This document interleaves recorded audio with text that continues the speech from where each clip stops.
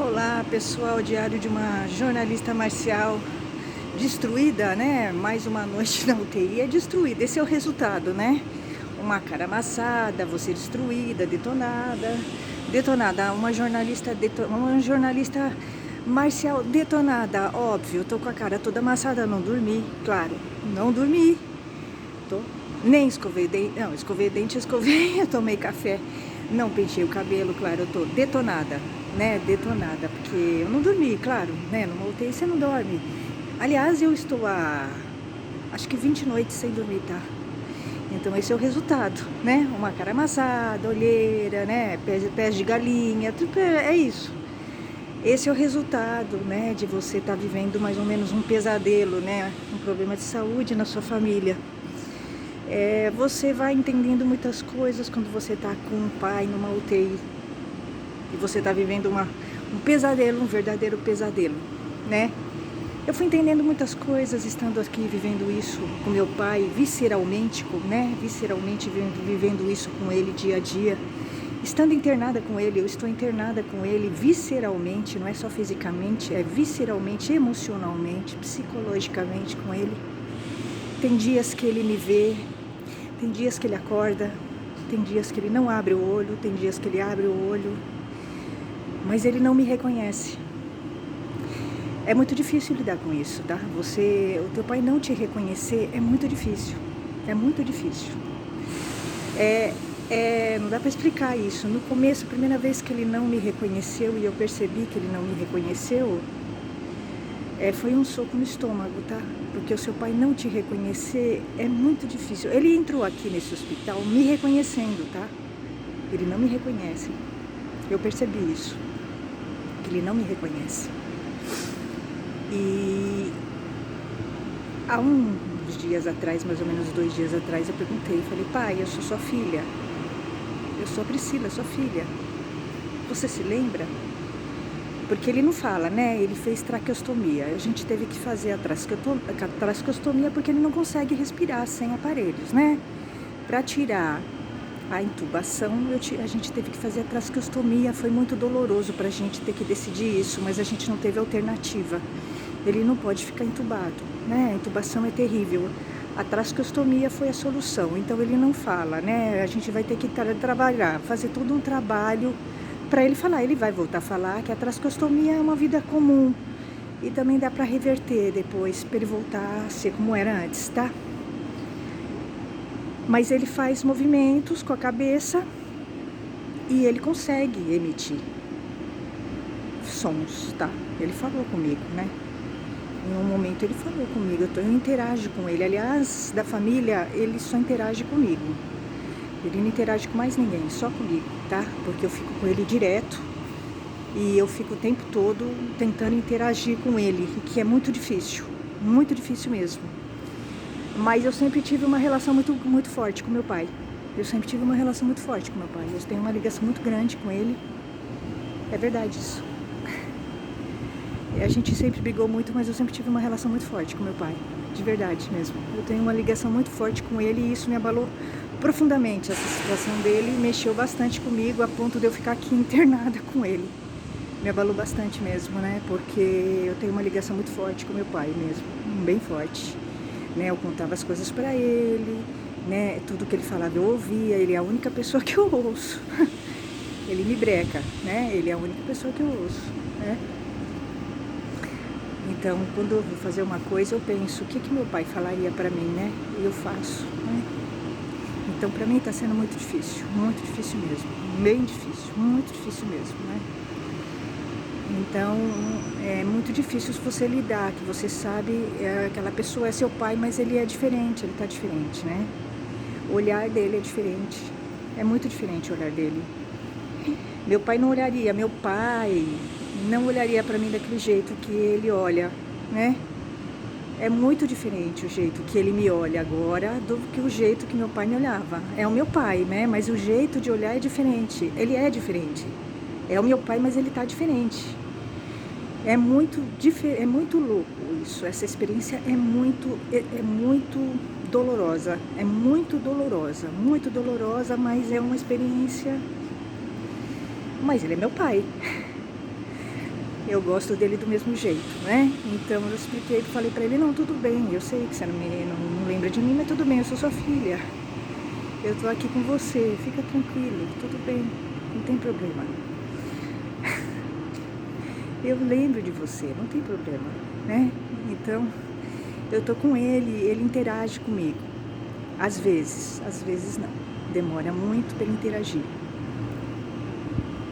Tem dias que ele acorda, tem dias que ele não acorda, ele fica o dia inteiro sonolento, olho fechado. É muito difícil, é muito difícil. Essa experiência é a experiência mais difícil que eu já vivi na minha vida. Eu nunca imaginei que fosse viver isso. É muito difícil, a pessoa olha, ele olha pra mim. Ele não sabe quem eu sou, ele não sabe, né? Eu percebo isso. E teve um momento que ele olhou pra mim, esse momento foi um momento difícil, né? Eu percebi que ele se emocionou. Ele olhou pra mim, eu acho que ele lembrou. Porque caiu uma lágrima, né, do olho dele, quando ele olhou, então eu acho que ele lembrou. Então assim, eu fico o tempo todo com ele, conversando, junto, né, porque eu tenho uma interação muito grande, sempre tive, né, com ele, sempre tive, muito grande. Eu sempre briguei com ele, mas eu sempre tive uma interação muito grande com ele, né, muito grande. Então eu tô ficando muito tempo com ele, eu fico muito tempo com ele, o tempo todo conversando com ele, vendo o que estão fazendo com ele, defendendo ele. Eu sou um verdadeiro pitbull. Eu sempre fui um pitbull, né? Com meu pai, sempre fui. Eu fico vendo o que eles estão fazendo, perguntando. Não quero que dê injeção nele, que vai machucar, eu não deixo. Vão dar coisa nele, eu quero saber, porque assim, qualquer coisa que vai dar nele é preocupante, porque pode ter bactérias. Ele é muito sensível. Então assim, eu quero tirá-lo daqui de qualquer jeito, o mais rápido possível, de qualquer jeito. É muito angustiante. Infelizmente eu joguei ele na boca do lobo, tá? Realmente é isso. É muito problema, é um problema realmente entender isso, mas eu joguei ele na boca do lobo. Essa é uma culpa que eu vou carregar até o último dia da minha vida, né? É uma culpa. A culpa é um sentimento pesado, muito pesado. Aí eu me lembrei muito daquele filme, né? A Manchester à beira-mar. Eu acho que tá muito parecido com o que eu tô assim, passando, né? Que é o cara, eu não sei se vocês assistiram esse filme é muito interessante, eu acho que tá muito parecido com o que eu tô passando, com o que eu tô, assim, mais ou menos com a minha reação, né? O cara, ele tem uma família, a mulher, as filhas, e ele vai comprar bebida num bar e deixa a lareira ligada, tá? Com as filhas na casa, a mulher. Só que acontece um acidente na casa, tá? Ele sai, vai comprar bebida e quando ele volta, a casa dele tá toda incendiada e as filhas dele morreram queimadas por causa da lareira. Saiu fogo da lareira. E ele se sente culpado por isso, né? Porque ele saiu e deixou a lareira ligada. Ele se sente culpado por isso. Ele não consegue se perdoar, mas na verdade foi um acidente, ele não teve culpa. Mas ele se culpa por isso, né? Esse cara. E o filme todo é nisso, ele se culpando disso, ele carrega essa culpa. Então ele começa a se castigar. Ele começa a se castigar por isso, o tempo todo no filme, né? Ele vai morar num lugar frio, ele vai fazer serviços ruins, muito ruins para se castigar. Ele fica brigando com as pessoas, né? Para se castigar. Então, acho que é um pouco parecido com o que eu tô fazendo, né? Porque eu venho pro hospital, eu fico na UTI, eu brigo com as pessoas no hospital, então é mais ou menos eu acho que é um pouco parecido, assim, com o que eu tô vivendo, assim, né? Porque eu odeio esse hospital, eu peguei ódio desse hospital, né? De uma certa forma eu culpo o hospital, e óbvio que eu me culpo, porque eu trouxe ele pra cá, eu trouxe ele pro hospital, na verdade eu joguei ele nessa situação, né? Na verdade eu me culpo por isso. Ele não precisava estar aqui, ele não precisava estar passando por tudo isso, eu podia estar em casa. E óbvio, se voltasse no tempo, eu nunca faria isso, trair ele para o hospital, nunca. Me arrependo mortalmente disso, mortalmente. É um preço muito alto, que eu tô pagando, muito alto. Então é estranho. É estranho você ver o seu pai, ele é o seu pai, mas ele é diferente. Ele te olha, ele me olha diferente, ele fala diferente.